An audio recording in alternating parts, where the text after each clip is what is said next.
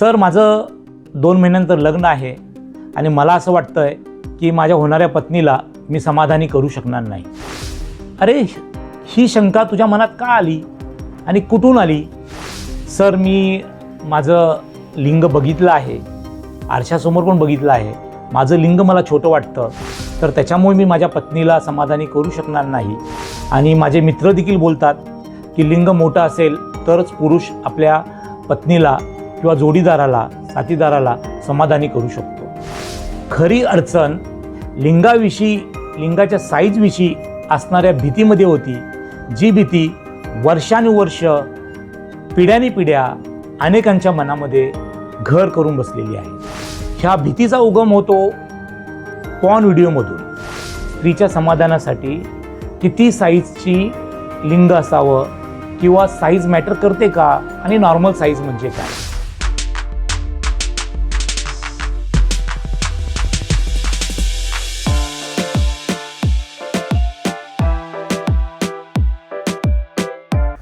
नमस्कार, मी डॉक्टर सुरेश पाटील, मनोविकार तज्ज्ञ, लैंगिक समस्या तज्ज्ञ. आज आपण एका महत्त्वाच्या प्रश्नावरती बोलणार आहोत. हा प्रश्न असा आहे जो वर्षानुवर्ष अनेकांच्या मनामध्ये राहिलेला आहे. अगदी खोलवर, शांतपणे, न कळत हा प्रश्न बऱ्याच वेळा मित्रांच्या मधून येतो. कधी मला एक चिठ्ठीद्वारे कोणी विचारतं, कधी न विचारता मेल करणं किंवा एखाद्या संदेशातर्फे पोहोचवण्याचा प्रयत्न केला जातो. आणि हा प्रश्न आहे लाजेचा. त्याबाबत मी तुम्हाला एक गोष्ट सांगतो, तुम्ही सर्वांनी नीट ऐका. समीर, 22 वर्षाचा तरुण, आपल्या मित्रासह माझ्या क्लिनिकमध्ये आला. समीरने मला विचारलं, डॉक्टर, माझी एक समस्या आहे, तुम्ही त्याचं निवारण करू शकाल का?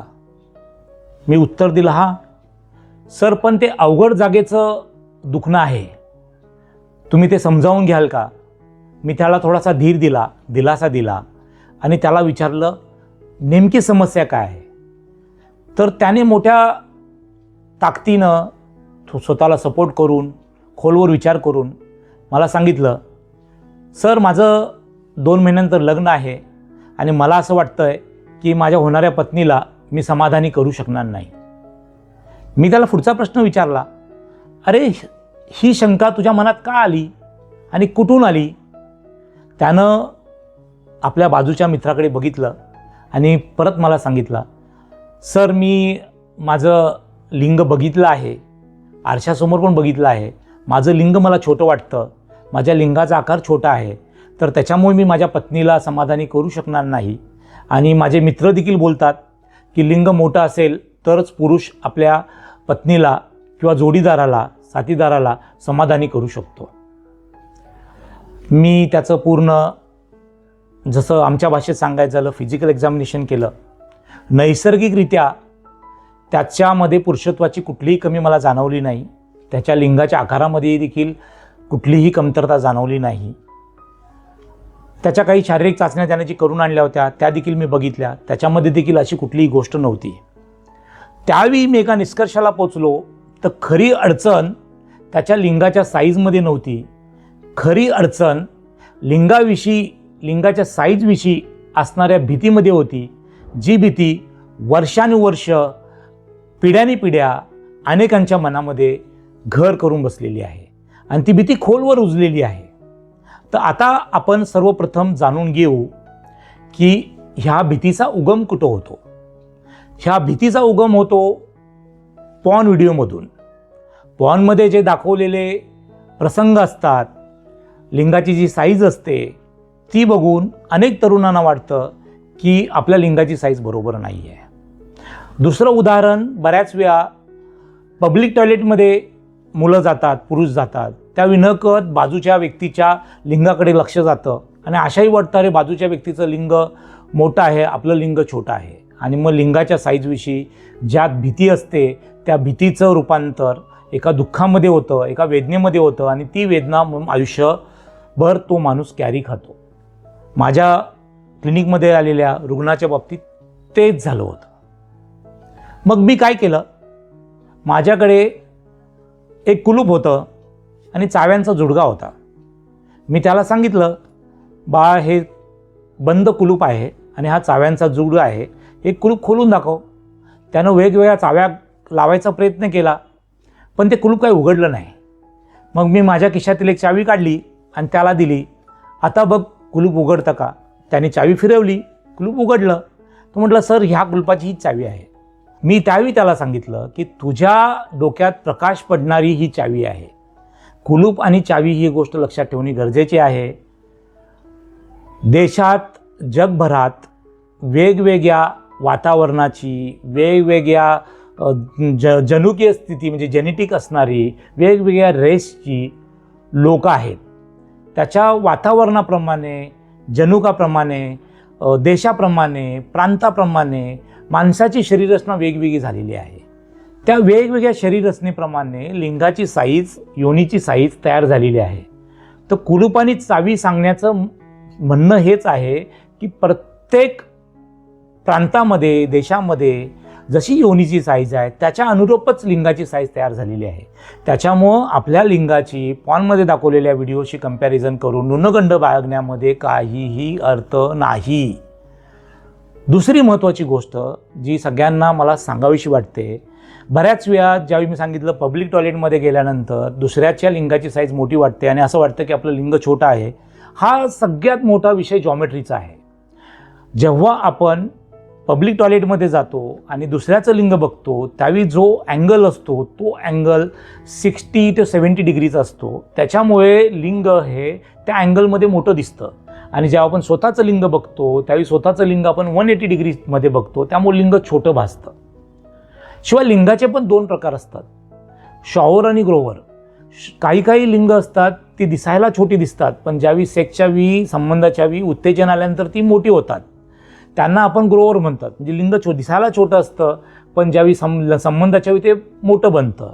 आणि काही काही लिंग नॉर्मल अवस्थेमध्ये मोठी दिसतात, पण जी संबंधाच्या वेळी जास्त वाढू शकत नाहीत, अशा यांना शॉवर्स म्हणतात. त्यामुळे लिंगाच्यामध्ये विविधता असते. पण आता पुढचा प्रश्न तुमच्या मनामध्ये येईल, मग डॉक्टर स्त्रीच्या समाधानासाठी किती साईजची लिंग असावं किंवा साईज मॅटर करते का, आणि नॉर्मल साईज म्हणजे काय? आता मी ह्याच्यावरती उत्तर देण्यापूर्वी तुम्हाला अजून एक छानसं उदाहरण सांगेल, म्हणजे तुम्हाला ते छान पद्धतीनं समजेल. तुम्ही एखादा गोड पदार्थ खाल्ला, एखादी मिठाई खाल्ली, मिठाई पूर्ण संपवली, मिठाई तुमच्या तोंडाद्वारे पोटात गेली. आता मला एका प्रश्नाचं उत्तर द्या, तुम्हाला चव कुठे लागली? चव जिभेचीच होती. याचा अर्थ काय? तुम्ही जे खाता त्याची चव तुमच्या पोटामध्ये, तुमच्या आंतड्यामध्ये, तुमच्या अन्ननलिकेमध्ये नाही आहे, त्याची चव तुमच्या जिभेमध्ये आहे. तुम्ही सेक्समधून जो काही आनंद घेता त्याची चव तुमच्या लिंगाच्या साईजमध्ये नाही आहे. लिंगाचा जो पहिला तृतीयांश भाग असतो, ज्याला ग्लान्स पेनिस म्हणतात, त्याच्यामध्ये संवेदना असतात, मागच्या बाजूमध्ये संवेदना नसतात.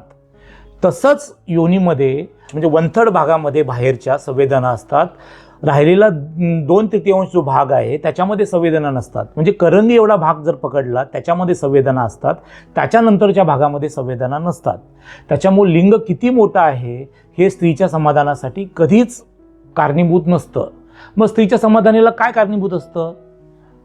रोमांस, ज्याला आपण फोरप्ले म्हणतो, जवळता, प्रेम, शब्द, स्तुती, एकमेकांचं कनेक्शन, स्पर्श, भावनिक ओढ, बेडरूममधलं तुमचं वातावरण, त्याच्याबरोबर एक असणारं नातं, याच्यामध्ये शरीरसुख अवलंबून असतं, समाधान अवलंबून असतं, ते साईजमध्ये अवलंबून नसतं. तर साईज किती मोठी आहे हे कधीच मॅटर करत नाही. तर मॅटर काय करतं? तुमचा परफॉर्मन्स मॅटर करत नाही, तुमचं कनेक्शन मॅटर करतं, तुमची साईज मॅटर करत नाही, तुमच्या संवेदना मॅटर करतात, तुमची साईज मॅटर करत नाही. तुमच्या आतल्या असणाऱ्या भावना, विचार आणि वर्तन हे किती सुंदर आहे हे मॅटर करतं. त्याच्या मित्रांनी माझ्याकडे कटाक्ष टाकत एक मला प्रश्न विचारला, सर लहानपणापासून हस्तमैथून केलंय त्याच्यामुळे लिंग छोटं झालं असेल का? मी क्षणभर थांबलो. मी त्याला प्रश्न केला, अरे तू लहानपणापासून आतापर्यंत बोलतो, एवढी वर्ष बोलला, तुझी जीभ छोटी झाली का? तू एवढी वर्ष स्वतःचे पाय वापरले, धावला, पळाला, चालला, तुझे पाय छोटे झाले का? जर तुझी जीभ छोटी झाली नाही, जर तुझे पाय छोटे झाले नाहीत, तर लिंग कसे छोटे होईल? हस्तमैथून केल्यामुळे लिंगाचा आकार छोटा होतो, हा निव्वळ गैरसमज आहे. आणि तो गैरसमज वर्षानुवर्ष वाऱ्यासारखा, वावड्यासारखा, बातम्यासारखा पसरवला जातो वैयक्तिक स्वार्थासाठी. कारण हस्तमैथुनामुळे तुमचं लिंग साईज कमी झाली, साईज छोटं झालं आणि त्यासाठी कोणतं तरी तेल मिळेल आणि हे तेल लावल्यानंतर तुमची लिंगाची साईज वाढवेल.